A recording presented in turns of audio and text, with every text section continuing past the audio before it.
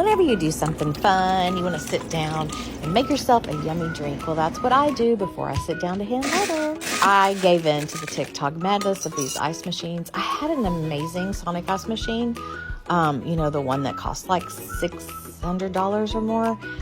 And it gave out after about a year, and it was such a pain to clean. So I thought, you know what? I'm just going to go ahead and do what everybody else does and buy an ice machine off TikTok. So I first bought my blue machine. It's really good. It's soft ice, which I really like, but I recently bought the Sonic ice one too. So I love them both. I'm using them both here. I just think they're both amazing. I love ice.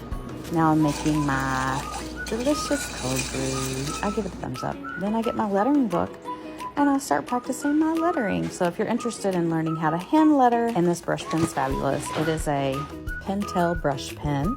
So it's got a flexible tip.